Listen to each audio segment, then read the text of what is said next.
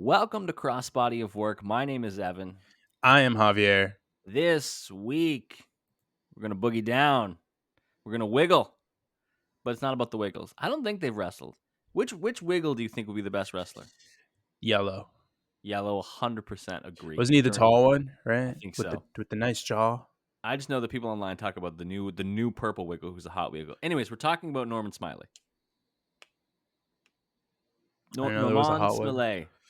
Norman Smiley. More on that later. More on that later. Shout out to the hockey jersey wearing, screaming, dancing entertainer. That is the wrestler's wrestler. The wrestler's wrestler. People love Norman Smiley. I'm just too young for Norman Smiley. I don't even really like. He had a run in TNA, which we'll talk about later. That I don't remember this man at all. The funny thing is, the match that we cover, I remember the moment that happens at the end, very vividly. Do Okay. not remember that match. Okay. I went and I looked for some different Norman Smiley quotes because for those who don't know, Norman Smiley has been a coach in NXT and FCW since its inception. Like he has been one of the coaches in Florida since they've needed coaches in Florida. Florida. Dum dum. I fucking love that song. Anyways, they talk about wrestlers talk about how influential Norman Smiley is. So I googled right now quotes about Norman Smiley and immediately found two. One is from Crowbar, interestingly enough. Not We obviously he saw wasn't coached Crowbar. by. Yeah, we did see Crowbar at ECW's reunion show. Awesome wrestler without question, the nicest person on the planet Earth. And MVP said Norman Smiley doesn't get the recognition he deserves. Norman was one of the biggest influences in my career. It was Norman that introduced me to Japanese wrestling, lucha libre, and world of sport, and instilled in me my appreciation and respect for international wrestling. Because as we learn in this episode, Norman Smiley was Mr. Worldwide. Truly a revolutionary gaijin performer. Yeah, he really just made some great he made some inroads into some different places, learned a lot, and then proceeded to give it to everyone. If you look up like Norman Smiley coach, he's mentioned in training a lot of different people. Like he's mentioned by Lash Legend in an article from last year as being one of the coaches that they worked with. Street Profits have named Norman Smiley as one of their biggest influences in terms of their coaching abilities. Like there's lots of people who say, um, this is someone I worked with. Baron Corbin has said Norman Smiley is someone they worked with. Like every wrestler we've seen has been touched by Norman Smiley's influence in some way. My favorite thing about the Street Profits saying that is that it's very clear with Dawkins that he like learned a lot from like the grappling point of Yeah, view from Norman Smiley, and then with Tez, it's definitely just he learned how to scream. he learned how to yell. Just learned Just how to learned how to yell. just But screaming. before we dive into Norman Smiley, make sure you are hitting like on the video, hitting subscribe, all that good stuff. Helps out the podcast tremendously. All that good stuff. Make sure you share it with your friends. If anyone you know was a big WCW head in the 90s, they probably remember Norman Smiley. I remember knowing Norman Smiley, but not knowing anything about him. So it's fun to go and look into it. So, thing I knew about Norman Smiley, he's born in England. He's English.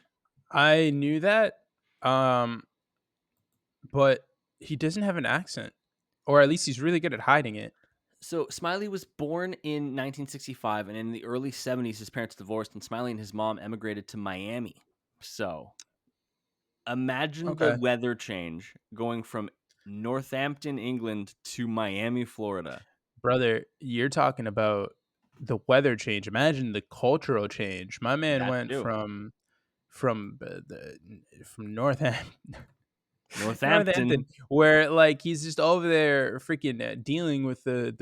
I don't even know it's in Northampton. Like I can't I can't even pinpoint you like like a club that's there, so I can like get a gauge on what's going on around there. But like then he goes to Miami, where in the '70s it's just everyone doing drugs and being boisterous. Yeah. Here are some other and then he went to Miami Beach Senior High School. People who went to Miami Beach Senior High School: Mickey Rourke, Barbara Walters, uh, Andy Garcia, Fuck. Did Chad Lamar Jackson go Ochocinco. there? Chad Ochocinco went there. My guy. Obviously, Norman Smiley himself. Derrick quite Henry. the crisscross applesauce of people. So very very intriguing. Um, You think any of them Smiley, went there at the same time? that's I mean you can see what class they graduated from. So Norman Smiley Oh, graduated from the class of 1983. So he was in the same school as Elvis Euro, who was a three-time Golden Gloves amateur boxing champion. That's cool. good for And him. he had 1 year of overlap with Brett Ratner. I don't know who that is. He's the director of Rush Hour 2, Rush Hour 1, 2, 3, and X-Men Last Stand, who I think, if I remember correctly, is a pervert. Yeah, Oh, sexual assault allegation. You can't have a sexual assault allegations page or tab on your Wikipedia and be a good person. So you can't direct Rush Hour and then give me that. I didn't know I know that's like a bubble burst in You just ruined my whole day. I ruined your whole day. Well, let's talk about Norman Smiley. He was trained under Boris and Dean Malenko before Ooh. making his debut in 1985 on the Floridian Independent Circuit. He was originally known as Black Magic and then a heel gimmick, Lord Henry Norman. In 1990, so after about 5 years on the independent circuit, he competed in the WCW Starrcade 1990 event, which was a tag tournament of countries. And that is our first match. It is Norman Smiley teaming up with countryman Chris Adams against Conan and Rey Mysterio Sr. Yes, Uncle Mysterio. Jarring to see Rey Mysterio Sr. It's jarring to see it with an I. It's M-I. Yeah, Misterio. I don't like that. Yeah. My favorite thing about this is Chris Adams, who's, by the way, goes by Gentleman Chris Adams, which is Mm-hmm. hilarious because he is a massive piece of shit. my, Um, my first note was Gentleman Chris Adams, famous asshole. and he's teamed up with Norman Smiley, who is a famous nice guy. Yeah. Like Polar opposites. oil and water, baby. Like they two very different. Crazy. It's like you and me. Um I'll let the people decide who's who. Uh I'm definitely not the nice guy. I'm gonna live the Canadian gimmick.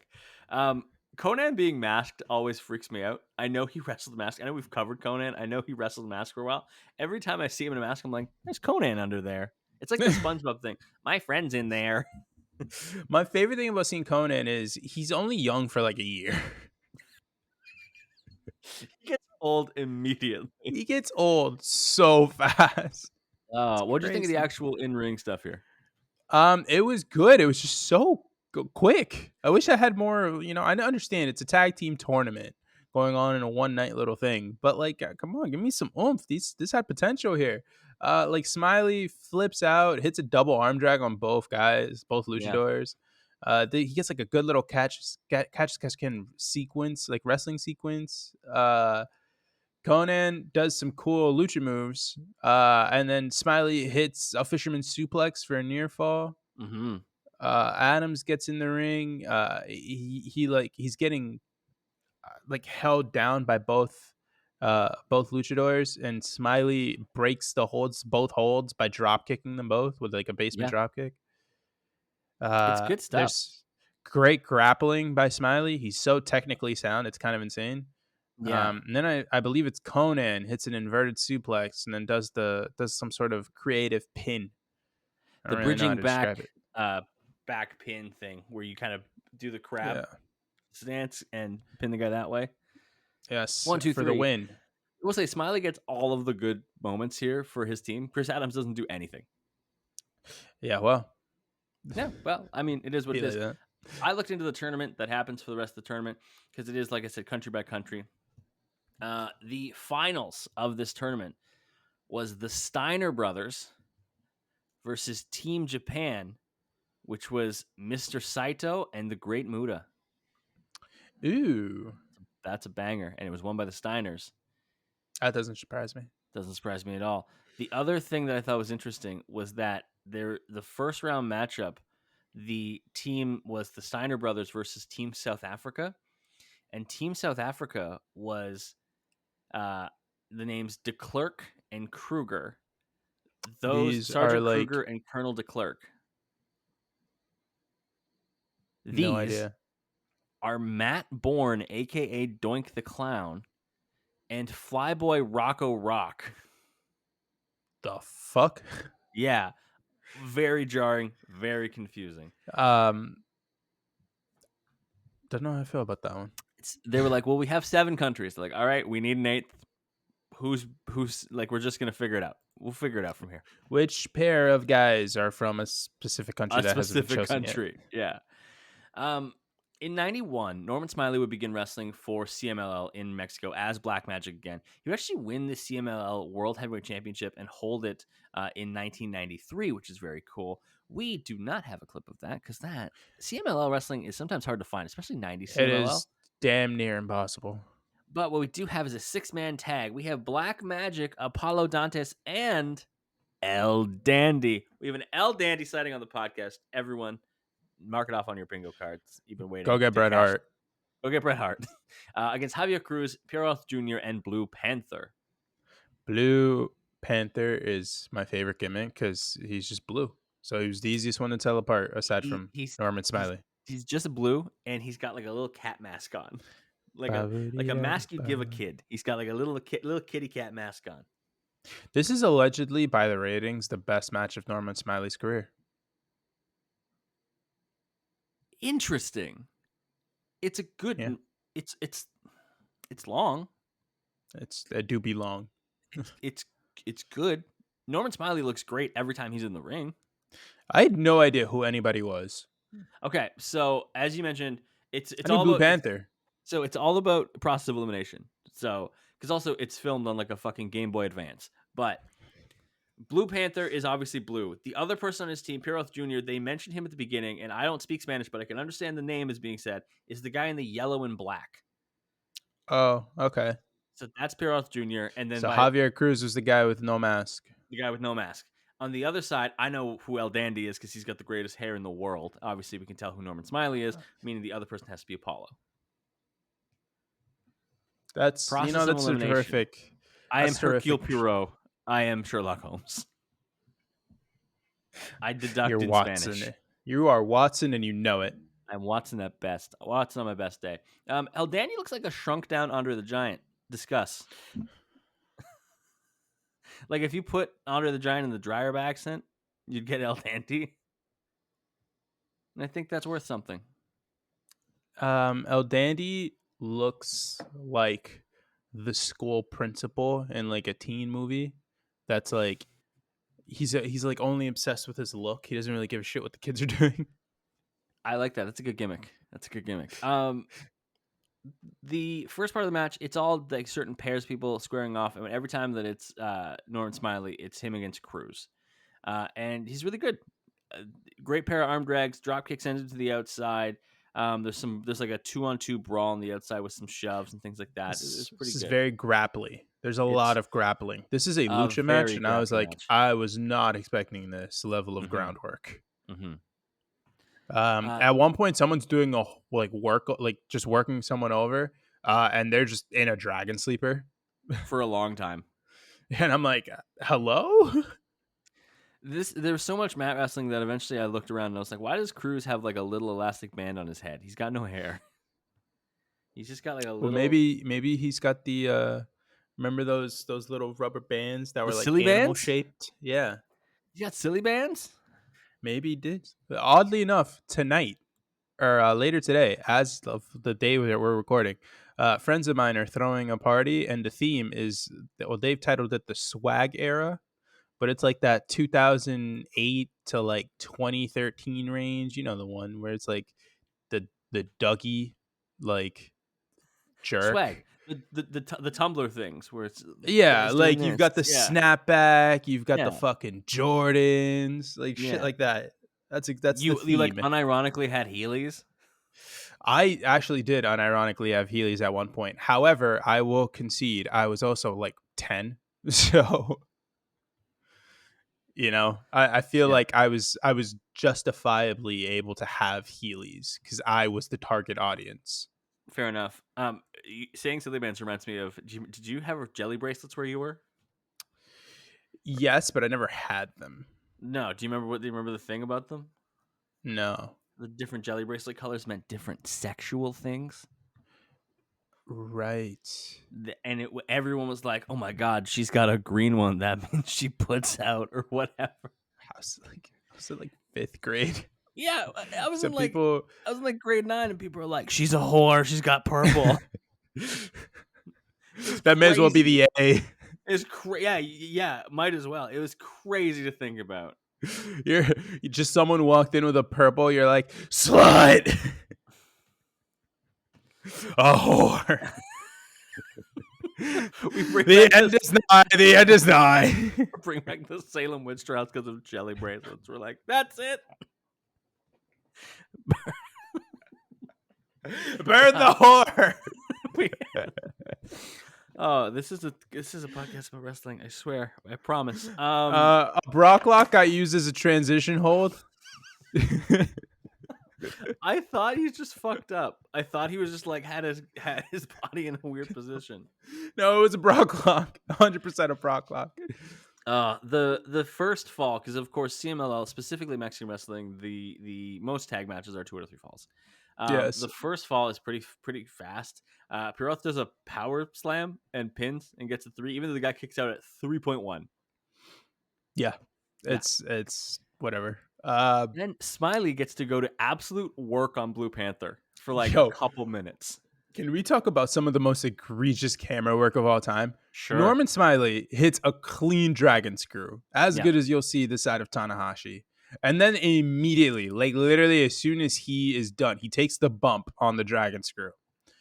And they cut to someone like in the announcing area just doodling. They're like doodling on a notepad. They're literally, it's like they have they cut in. I think it's like a woman. They like cut in on a woman in like a pantsuit or some shit. It could have been a dude who's just like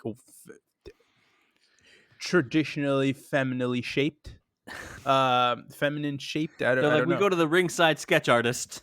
And they literally have a notepad, and you see some writing, and then in the middle of the page, just like down, just doodling away. Now, someone who Just doodles in doodles. every meeting he's ever been in, respect. Like I'm over here. The first thing I think of is LeBron when he like drew Bart Simpson. He's like, "Damn, my bad, Bart." There's no athlete I'm more excited to retire than LeBron. Not because I don't want to see him play. I love seeing LeBron play, but that LeBron's gonna be so bored. He's gonna do some of the weirdest shit. He's gonna be he's gonna be everywhere. I genuinely want to know what LeBron's going to do because he's not going to be a media guy. There's a 0% chance of that. No, I just think he's just gonna show up places. He's gonna be like Shaq, he's except not on TNT. He's like, you know how Shaq like DJs and shit and just shows up and he's like, I bought everybody a toaster at Walmart. Like he's just gonna do that. Like you're just gonna be like, here is my sunshine. LeBron James bought me breakfast. You get an air fryer. You get an air fryer. You get an air fryer. I know what you're thinking. You're thinking Shaq's dumb. Shaq's not dumb. Shaq knows all the words. 28-15. So while the camera work is terrible, Smiley is absolutely working over Blue Panther. Yes, Matt Rance wrestling on luck. Like at one point, he gets dropped down into a hold, and he does some like weird shift of his hips and like rolls backwards, and is able to like throw on like a knee bar or some shit. I was like, what the hell is going on here? He every time that Blue Panther's about to get out of the arm bar that he's in, he uses like a head scissors and like a hip swivel, and then just locks it in a different location. I'm like, this is actually like you can see how talented Norman Smiley is here. No, he's legit. Clearly like a fucking legit mat wrestler.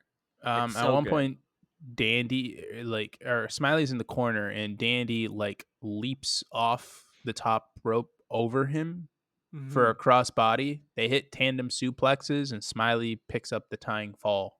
Yes, so it's 1-1. We then get Cruz getting tossed off the top rope plus a slingshot. Smiley in with Blue Panther. Which we have to discuss that. Sure. A slingshot, when it's not like into the corner or into something, is the fucking funniest move in pro wrestling. Like you just on your face. You just got yeeted onto the mat just by your face. Yeah, like it's tough. In theory, it's literally just the dude. Like think about it from like a working perspective, as far as like we're wrestling, you know, the terminology that way, not like 9 to 5. Dolly. you basically just jumped forward and you landed on your face. Yeah, That is literally what that's that all. guy did. You He landed just face first. that's all he did. What a Like he move! didn't hit something. It's the fucking funniest thing in the world. I just cannot believe that somebody does that. It's so good. Um, Smiley is in with Blue Panther. He eats boots to the face, but then gets the big press slam. Dropkicks Panther off the top rope to the outside. Then we have one of the only times I've ever remembered seeing this. Piroth Jr. does a pump handle hold on El Dandy. He doesn't do a pump handle slam Isn't or that pump just an handle drop, abdominal stretch? but he has the pump part. He's pulling the arm He's got to underneath. incapacitate him. Instead of doing just the abdominal stretch, he's like, "Give Wait, me this arm, put it between your legs. wait. I'm gonna pull you like a Beyblade." You Whoosh. said did you say he was pumping him from underneath? Pumping him from underneath. He's a busy man. So he gets the purple bracelet. Um,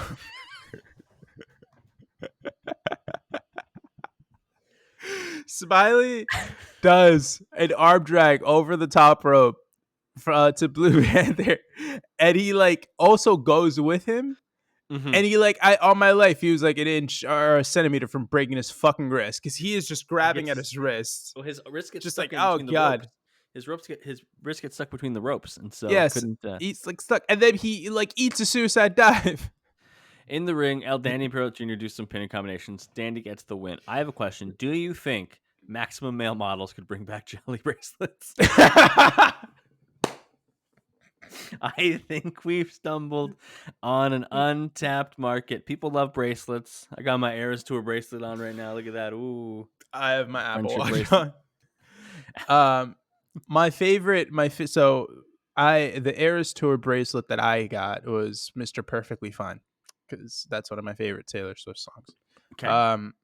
And when I went to the Chiefs Patriots game last season, Yeah. some random older white woman just handed me. She like uh, overheard me and my friend talking about something slightly related to Taylor Swift. Oh, I think I mentioned I was here for the Eras tour, and I guess she Yeah. heard that. She just hands me a bracelet, and it's like red gold, basically the Chiefs colorway patterned beads, and right here beads actually. And right here it's just Swift ball. I was like, I love it, and I hold it near and dear to my heart. I love that Did you bracelet. meet Donna Kelsey? Swift ball.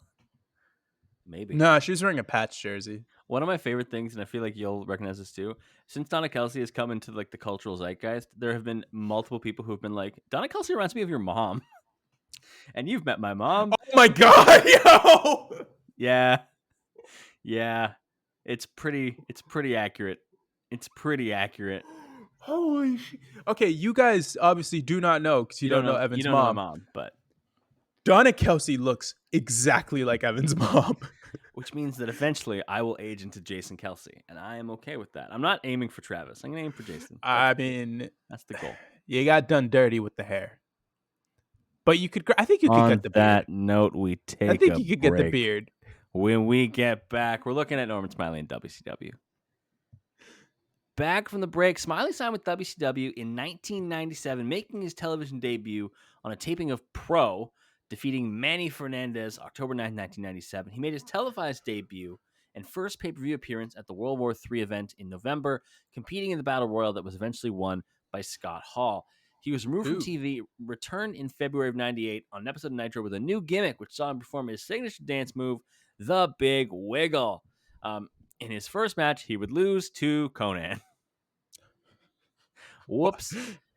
Is this the real feud that we never dissected as a wrestling populace? I guess not. He would be a babyface for a long time, and then in December of '98, December 19th, he would have a promo on WCW Saturday Night with some walrus-looking Steven Seagal impersonator, and they would talk about Smiley.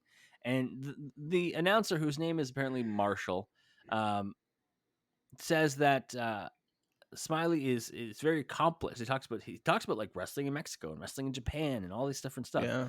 and asks Smiley about like what we can expect. Smiley says he's an entertainer and he's a wrestler's wrestler. Says you see how the girls respond to me in the crowd and at the airport, and says that the interviewer Might have a little hint of jealousy. Yeah. He says the name of the game is entertainment. He's wrestled on every continent. And then the announcer or the interviewer's like, yeah, but you got that little doodah dance. It's sweeping the nation. And he cannot do the wiggle to save his life. It says the dance is his creation and it's sweeping the nation. Mm-hmm. And then he says that he keeps hearing people say, well, his name is Norman Smiley. It's not Norman. It's not Norman Smiley. It's Norman One Smiley. Smiley. And apparently the interviewer has never heard French before and is struggling. Norman Norman Smiley. Smiley. This constitutes a heel turn, by the way. Being French is apparently a heel turn. I mean, you're not wrong. It says he wants the people to come out whenever they see his name on the billboard because he can do it all.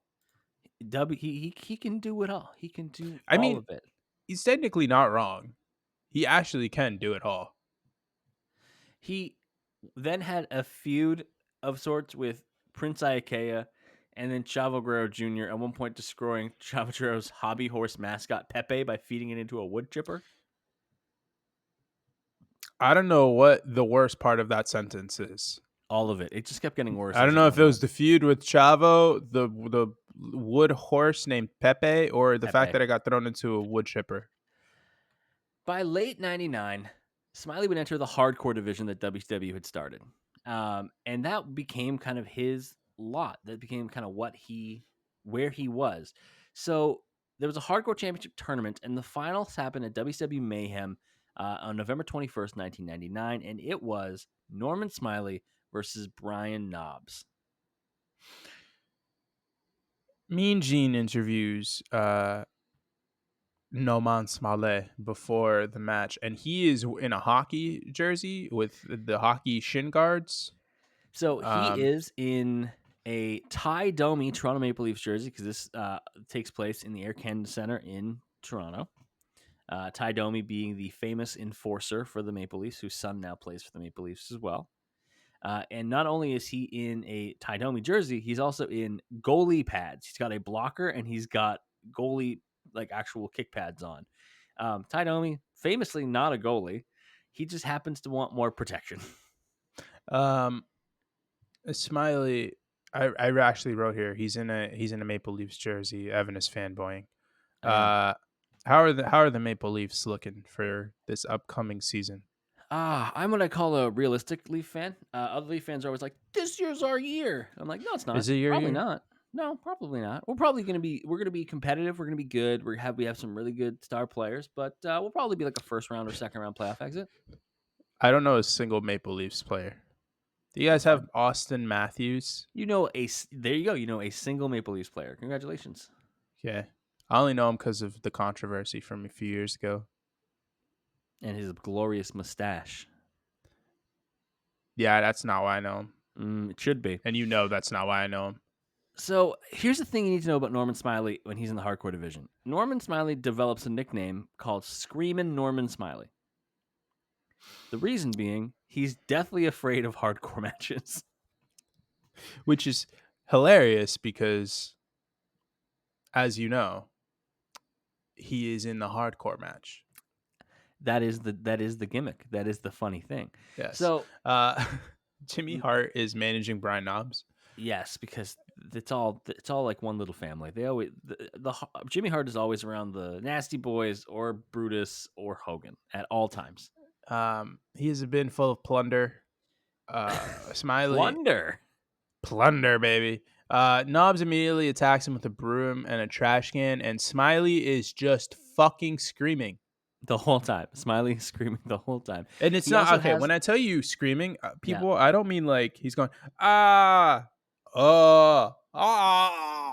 he's going. He's not grunting. I want everyone, if you're not watching this on YouTube, I'd like you to go and watch this on YouTube just so you can see Javier scream and his cat poke his head up in the back. Oh no! Being like, what the fuck was that? Nube, I'm sorry. She's been having trouble sleeping lately. I feel bad because she was dead asleep and I just woke her up. Smiley has this weird like silver goalie mask thing on that looks really freaky. I don't like it. Why does he look like this is the exact max I would expect from Jason X, you This is know? like eyes wide shut shit. I don't like this one bit. Put on the jelly bracelets. Um, Trash can lid shot to the face. Knobs rips the blocker off of Smiley. It's weird because Smiley's screaming, but he's also like looks like he's giggling his ass off the whole match. Well, yeah, because it's hard to keep a straight face with that on. Like, what are we Yeah, doing here? He's got a hockey stick. he does have a hockey stick. He's Smiley using it. hits so Knobs gets a trash can on his head, and Smiley hits the trash can with the hockey stick twice. Rate Then the just form. the form is not bad. It's not a Marty McSorley. I'll tell you that for free. I don't know what that means. So, back in the 90s, Marty McSorley was an enforcer for a couple of different teams, and there's one play where he straight up takes his hockey stick and just swings at the head of, I believe, Donald Brashear and just clocks him. It's disgusting. Like, It's a terrible, like, he got like suspended for on a long the time. helmet. Uh, yeah, How protective are hockey helmets? they're protective, but not to a slash like that. And he got him like right here. Like there's not like not Oh, like damn. here. He got him like right here. Oh, so he got cooked. Was the dude okay? Well, he clearly was in a lot of pain and was injured after the fact. But Yeah, yeah, I mean, all right. When I say okay, I mean like, oh, did he just miss a couple games or was he like Tua? he was not like Tua. Um, though we could have a whole side thing about me telling you all the terrible things that happen on hockey. Like there's the Todd Oh, Bertuzzi where I he remember the punches a guy dude getting in the his like throat slashed. that one happened. But like there's one where Todd Bertuzzi he punched a dude in the back of the neck and like pretty much ended his career. It was a sucker He punch to could the have back of the fucking head. ended his life. Yeah, Jesus. yeah, man. Hockey's fucking weird, man. People are. That's what It's the. happens when you It give is people wild. weapons. It's the only sport where we're like, these boys need to blow off some steam. Let them punch each other a little bit. It's just like the only sport that we allow people who have very very low IQs to also have weapons. Wow, calling them low IQ. Are I you thought you you. can tell me that I'm wrong? I thought you're better than this. I thought you're better They're than this. literally just baseball players but Canadian. Whoa, whoa, whoa, Lois. This is not my Batman cup. All right. So Smiley's in control for like a little bit. Knobson takes off the pads, gets one off. Norman hits him with trash can lid shots. Hart jumps on Smiley's back. Knobs chases him down with garbage can shots, and then we're in the back of the air can to center. Rate the Air Canada Center. I like the Air Canada Center. It's not like an amazing arena by any stretch, but like I like it. I think it's a good arena. The I will best always arena, call it the Air Canada Center though, because now it's the Scotiabank Arena, and I don't remember that ever. the best arena slash stadium slash whatever that I've ever been to is both. Honestly, my top two have both been in New York. I went to Arthur Ashe the other weekend when I went to the Mm, U.S. Open. Arthur Ashe is fucking incredible. What yeah, they've got going on there is insane. They I gotta know. do something about everyone else needs to take notes. And then I went to Madison Square Garden for a Knicks game It's the once, Mecca. and by once I mean like 2 years ago. It is legitimately insane. It is crazy how good of a stadium that is, Best stadium I've or been an to arena. is Target Field in Minnesota. Unreal, unreal stadium. Every other baseball game I'd been to had been at the Skydome / Rogers Center in Toronto, Which which is more I've of an heard event. not great reviews about It's better for now, but it's sports. more an event center than any. Like it should be an event center. And so to go to Yeah, somewhere that is a baseball stadium, I was like, oh, this is what a baseball stadium's supposed to look like. That's cool. And Target Field also, not a surprise because it's Minnesota. The nicest people working. I went for two different games. The nicest staff. It was lovely. Anyways, I don't know Fenway. I went to Fenway last week, and the guy didn't charge me for my smart water. He's like, "Hey, I'm not charging you for this," and I go, "Oh, thanks, man." a friend of mine went to Fenway, and there were guys looking down on the street And they're like, "Ah, look at this fucking guy taking a fucking picture. Oh, I want to go to Fenway so fucking bad." And he was like, "Yeah, man, I'm from Canada." And they were like, "Oh, all right then, fuck you." And he's just like, "Okay." That's like He's a like, normal interaction. That wasn't even like "Yeah, that's what that that's what wasn't we've even like learned." an attacking thing. Yeah, it's No, just if it's just anything, their that way guy of was saying being what. nice. It's their way of saying, "What are you doing?" It's not even that. It's just their way of like trying to make pleasant conversation. Knobs with a trash can shot when Smiley goes after Hart. Knobs sets a table up against a wall. Smiley just like crashes into it. Then gets tossed into boxes. Knobs hits him with milk. It's like we it gets so much better than that.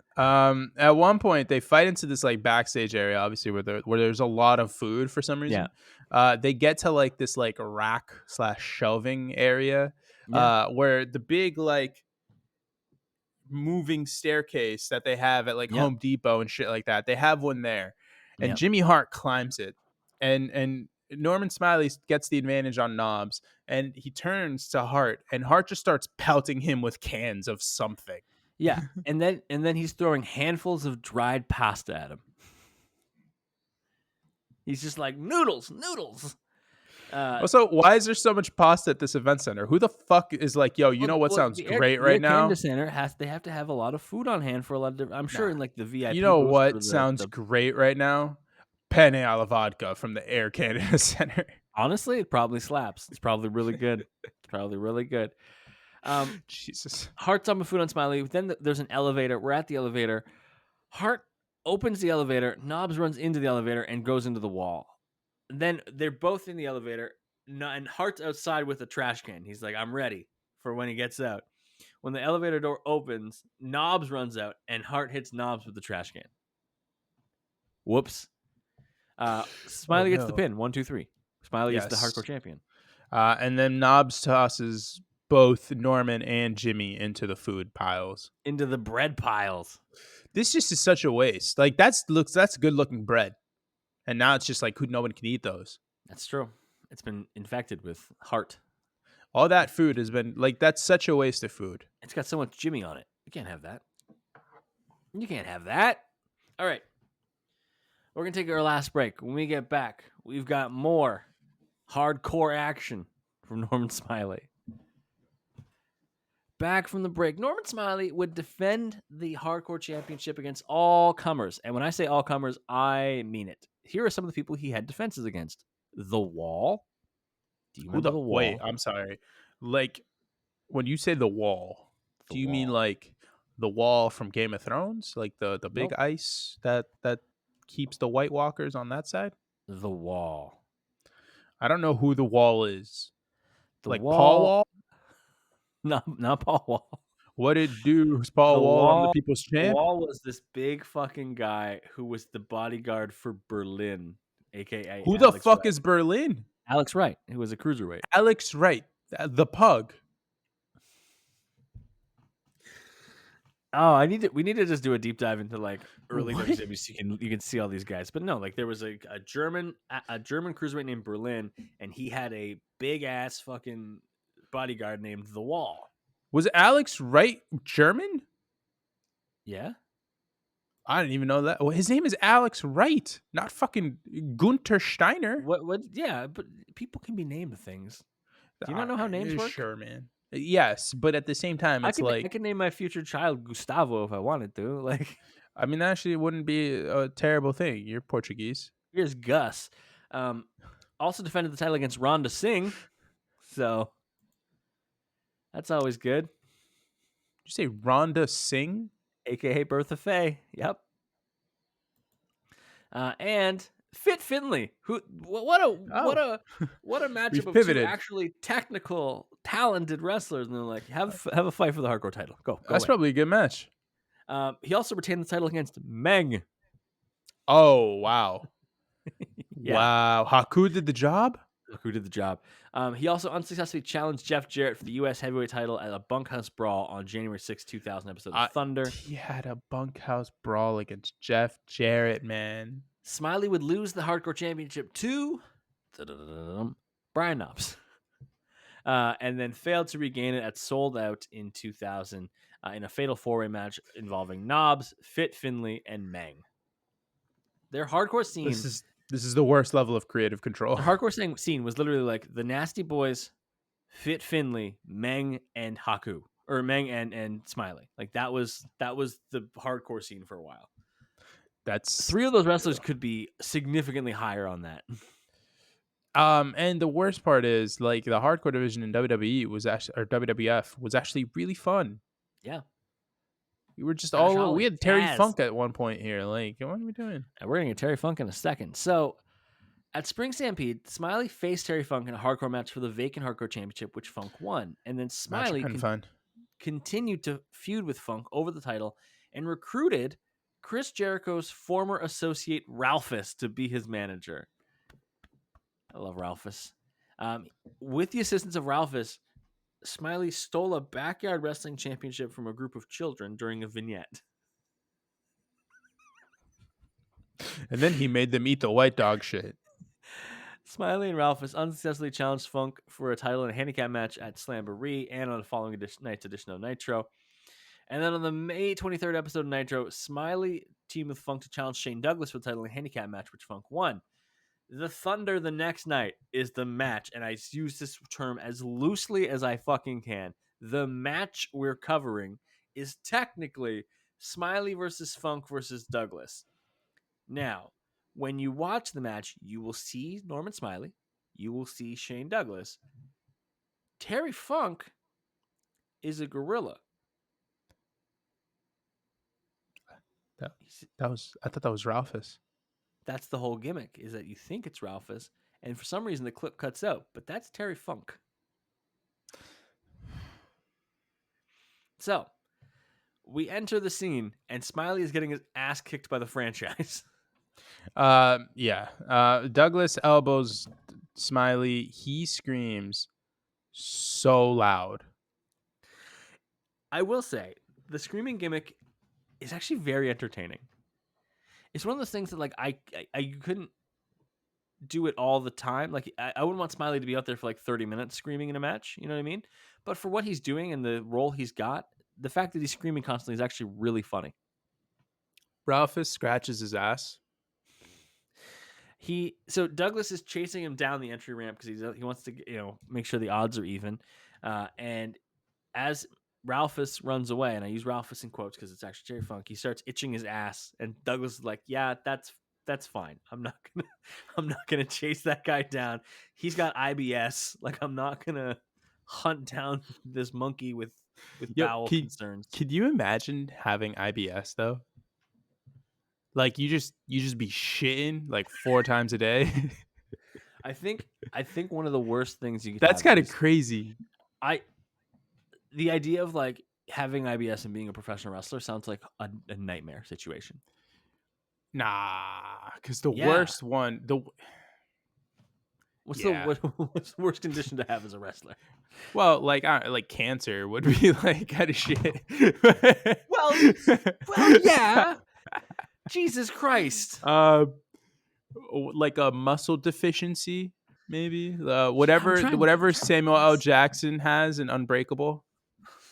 Where his bones are brittle? Or he's just breakable. Smiley can't stand up. So Douglas doesn't even hit him with a chair. He's like, okay. Instead, he just chops him and hits him with a trash can lid. And he screams so loud after the chop. Ralphus is trying to sneak in. Smiley with some right hand. Smiley with 2 trash can lid shots, and Douglas kicks out. And then Ralphus gets a table. And I'm like, oh, this is great. Ralphus getting involved. Douglas baseball slides Ralphus. And then hits a front suplex to Norman through the table. Ralphus returns for his lick. He like wraps a chain around his hand, cooks Douglas with a couple punches, hits an unprotected chair shot, pins Douglas, and Ralphus wins the hardcore championship. Ralphus, who was actually Terry Funk, which is why he hit the punches that way. No, it's actually Ralphus. Funk. No, it's actually Ralphus that did this. Smiley's final angle in WCW took place in 2001, obviously. Please tell me it was a feud with Ralphus. Nope. No. he was placed with the returning Glacier in comedic skits where Glacier was supposed to aid Smiley in his matches, but took his time coming to the ring in order to interact with fans.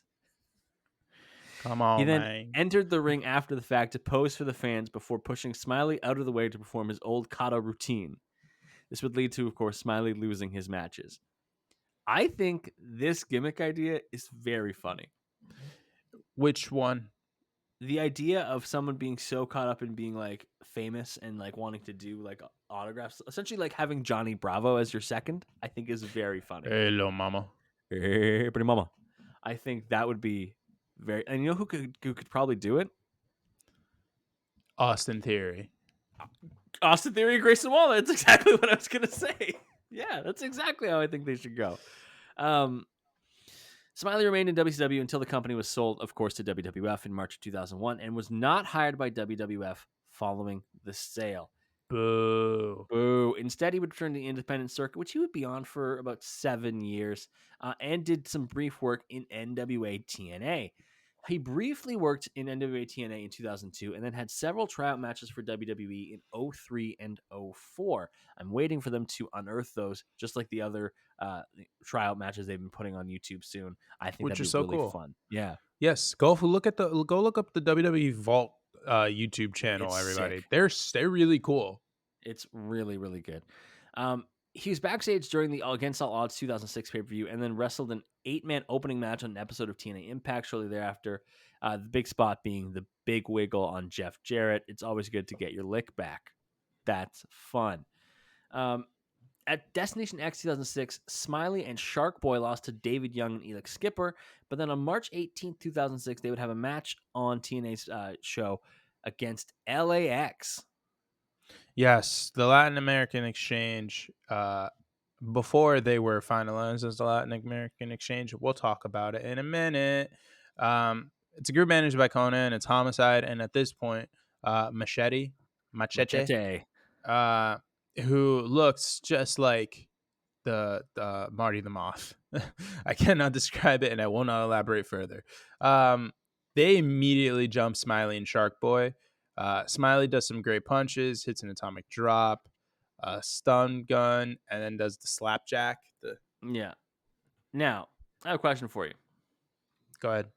There are 17 people who are listed as former members or current members of LAX. Realistically, how many LAX members could you name? I could probably go like 6. Okay, give me 6. So Conan. Yeah. Homicide. Yeah. Hernandez. Machete. Yeah. Ortiz. Santana. Yeah. Okay. You got any more in you? I said 6. That's all I got. You don't think you can name Apollo? You don't think you can name when Loki was in it for a month? I didn't even know Loki was in it. What about Daga? What about Well, Diamante? Daga I know from Lucha Underground. I also think he's Tessa Blanchard's husband. What about current LAX? Which is Diamante, yeah. Yeah. Danny Rivera, Slice Boogie, and Julius Smokes. Don't like anything that you just told me. What are those words? I don't like that we keep going with LAX. It should have died with Homicide. So this match is 3 minutes and 20 seconds long or something like that? Yeah, well, it's also like the only TNA match I can find for Norman Smiley. I watched this on 1.0 speed, and I swear to God, I thought I was watching it underwater. That's exactly how I feel watching any match after going 2.0 speed. I have a conspiracy theory. I think this match was slowed down on the tape. No, it wasn't. I think it was. No, it wasn't. I can confirm that it wasn't because this match, I wasn't able to watch all of them in one punch. So I watched this yesterday on normal speed because I was like, it's 3 minutes, whatever. No, look normal. No, so you've been pouring over it like the Zapruder film? I got it. All right. Back and to the left. I think there was someone doing a big wiggle on the grassy knoll. Back and to the left. Smiley was just on the grassy knoll. Smiley with a big atomic drop. Shark Boy drops the other guy to the outside. I think that was Machete. Smiley with a big wiggle dance. Conan comes in to break that up. Hits him with what is the thing he's got? I don't even know. It's like a sack of quarters or some shit. I don't even. Bro's got the loaded sock. Like Machete with the clothesline and Shark Boy. Conan accidentally cracks Machete, and then Shark Boy ducks. 1, 2, 3. This is the last match for Norman Smiley in TNA. Oh, Yeah, they get the win, and it's like, okay. he just wraps that shit up real quick. before we talk about what happens after the match, my there's a big spider on the floor, and my cat has noticed it and is now just staring at it and pawing at the spider. Damn. Move it. Oh, Kill the this was spider. not his last match. He would come back and have another tag match against LAX, this time Hernandez and Homicide, and lose in February of 2007. That was his last TNA match. His Wait, did you not last. see the angle? No, tell me the angle. Oh, after the match, Conan and Homicide jump Machete. They like beat his ass. Damn. So this basically just leads to the introduction of Hernandez. Damn. Well, I mean, it was a good idea because Hernandez and Homicide got the win. After this, Smiley would have 2 more matches in his career. The first Were was any of them for TNA? no. The first was at a WWE Heat taping, November 19th, 2007, a dark match where he would lose to Vladimir Kozlov.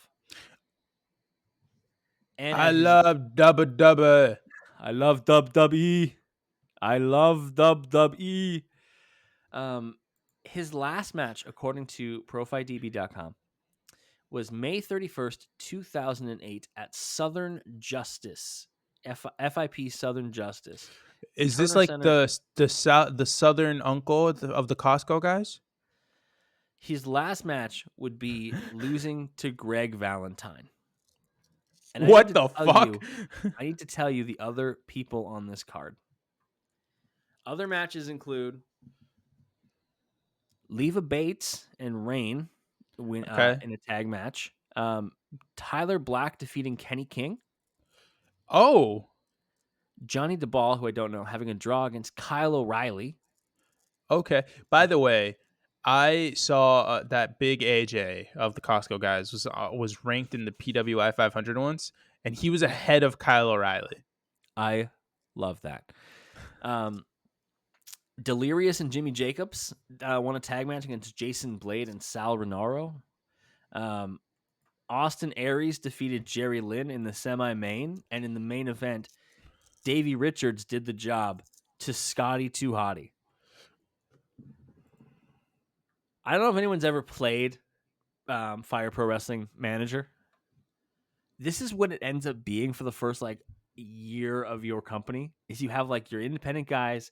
You sign 1 or 2 guys on the that are former big names, and then you bring in retired wrestlers to just pop the rating. Where it's this show is headlined by The Godfather. Oh my god! Actually, oddly enough, The Godfather did make an appearance at one of my local indies. Damn, Recently, I think a couple weeks ago.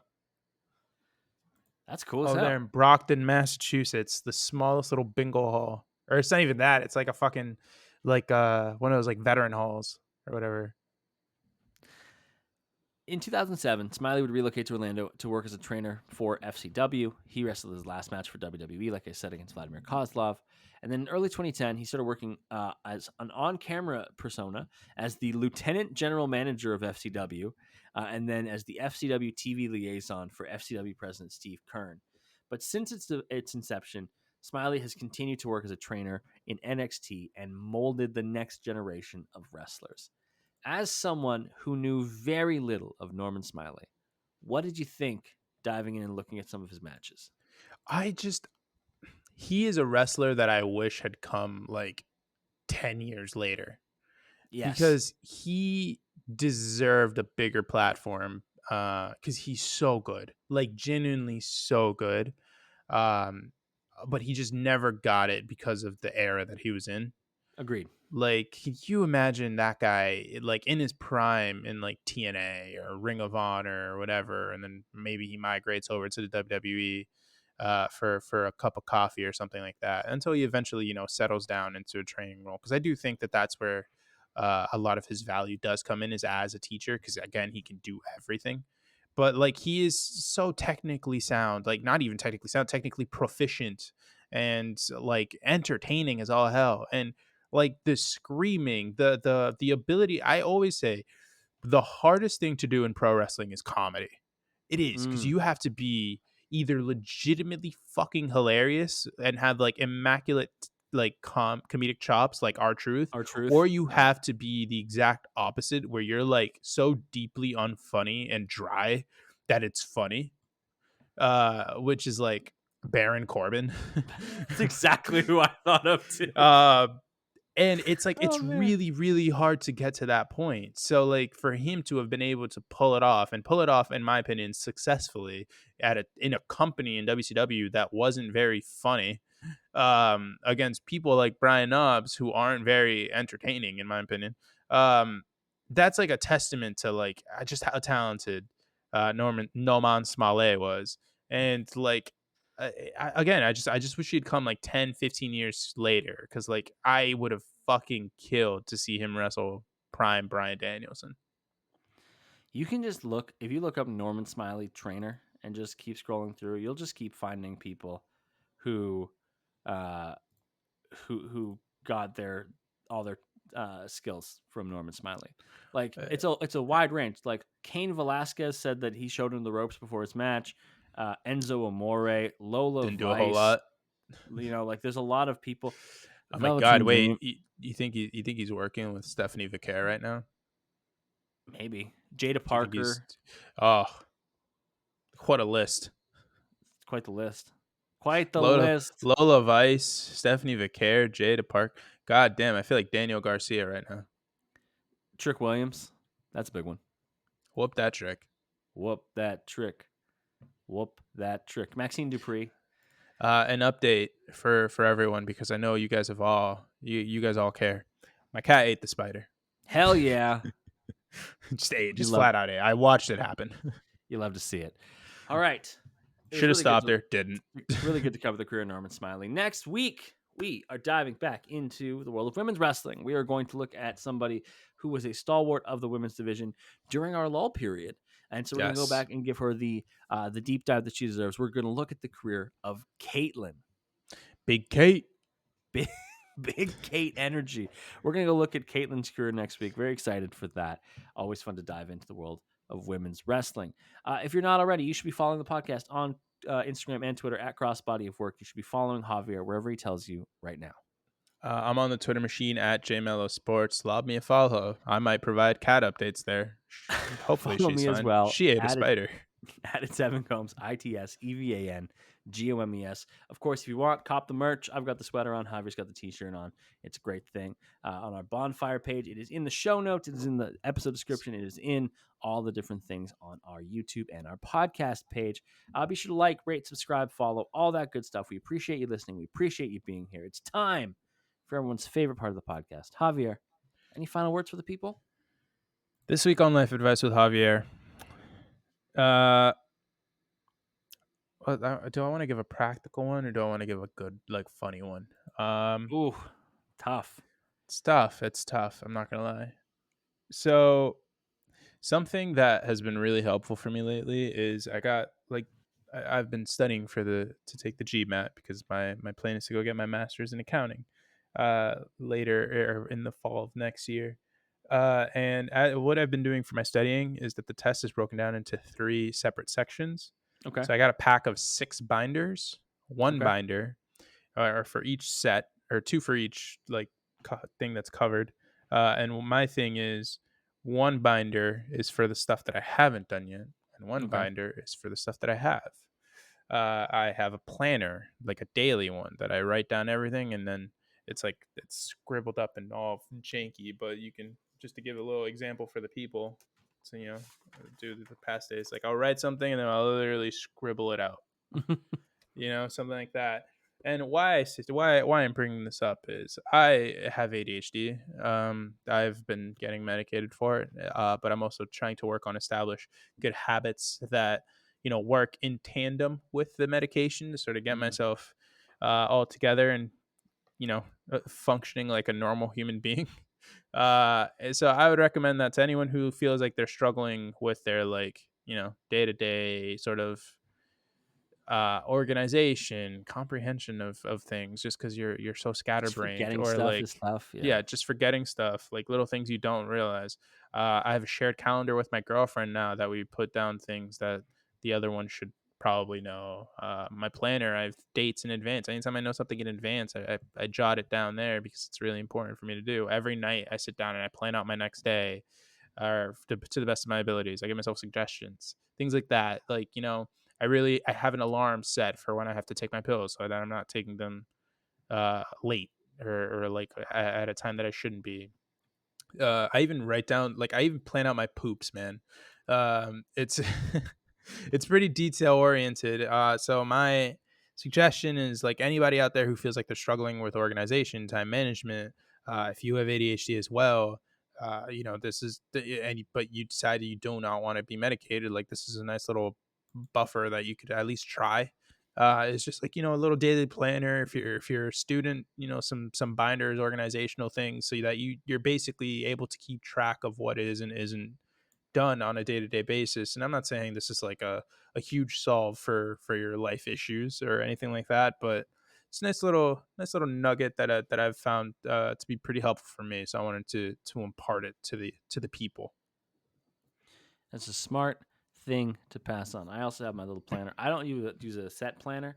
I have just a book, and I have my own ways of planning things. I find that if I use a prescribed planner, my brain just doesn't like it. But I know how I want things to be written down, so I write it down in a certain way. So organize yourself. Keep yourself on track and organize yourself so you remember that next week you got to come back and listen to us talk about Caitlin. We'll be back next week to talk about jelly bracelets and Caitlin. We will talk to you then. No, man.